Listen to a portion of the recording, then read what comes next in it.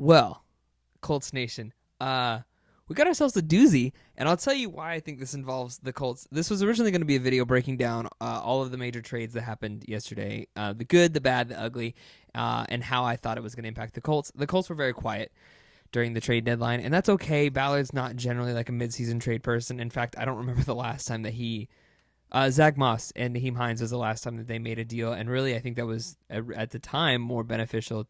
Was supposed to be more beneficial to the Bills than it was to the Colts, and yet now here we see Zach Moss. He's is an incredible back, and Naheem Hines is sadly out for a while. But there's more important things to talk about because the trade deadline ended yesterday at 3 p.m. Colts were quiet. There were some big names traded. The 49ers padded. The Bears padded, which was surprising. I thought the Bears were going to be sellers and not buyers. But there's more important things to talk about. 2 o'clock this morning, news rolls in from Ian Rappaport and Adam Schefter that Raiders owner Mark Davis had fired their head coach in Josh McDaniels and their general manager. So that was surprising. One, that this came at like 2 in the morning. So apparently what happened is there was a kumbaya meeting between Josh McDaniels, Mark Davis, the general manager whose names escape me and I can't get that tweet to load, and the offensive coordinator, all like met, and it was, at the time, they said things went great, right? Well, apparently not, because at 2 in the morning news breaks that Josh McDaniels has been fired, which means because of the way these analysts, the sources, that probably happened at like 1:30 in the morning when these guys got fired. So that's a big surprise, right? Not even not even the end of it for the Raiders, because at 10 o'clock a.m., they fired their offensive coordinator, and this broke just shortly after that at 11:21 a.m. Another major move in Vegas. The Raiders are expected to start rookie quarterback Aiden O'Connell this week and going forward with Jimmy Garoppolo going to the bench. The promising O'Connell now gets the shot. So what happened was the Raiders, what's the coach name? It's like Antone Pierce or something like that. Antonio Pierce basically said he comes out publicly and says Aiden O'Connell is the best quarterback on our roster. Here is why I think this impacts the Colts. I don't know if any of you remember.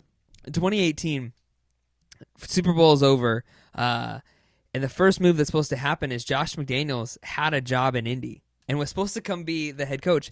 Super Bowl's over. The next morning, he calls Jim Irsay and says, I'm not taking the job.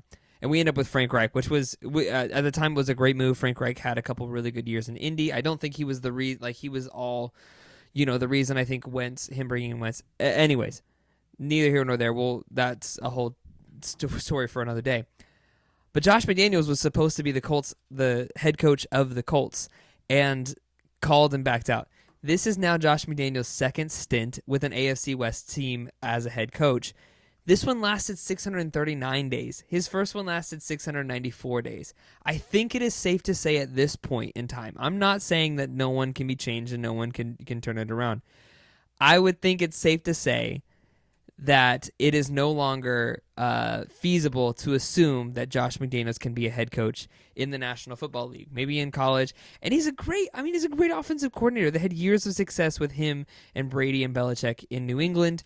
But just like Matt Patricia, there's something wrong with the Belichick coaching tree, and that is that it is a stick. It doesn't branch off at all. You get guys like McVay and Shanahan who have incredible years and years and years of talent, and these guys come out like LaFleur, like McDaniels. All these guys come out and break off of that tree, and Andy Reid as well, who just has great success producing other coaches.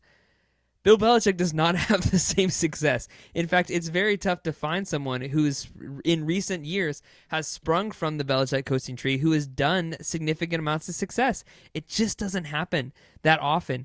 And I think especially the closer you get to Belichick, the less success you have as a coach in the National Football League. But this is big news. This is telling me that the Raiders are officially throwing in the towel this year. They are officially done. They don't want anything to do. I believe, let me look up, I don't remember what their record is offhand. Their record, they're 3-5. So you look at two teams who are 3-5 in the Denver Broncos and the Las Vegas Raiders, and yet the vibe is so drastically different between these two teams. big news coming out of Vegas and bigger news going forward.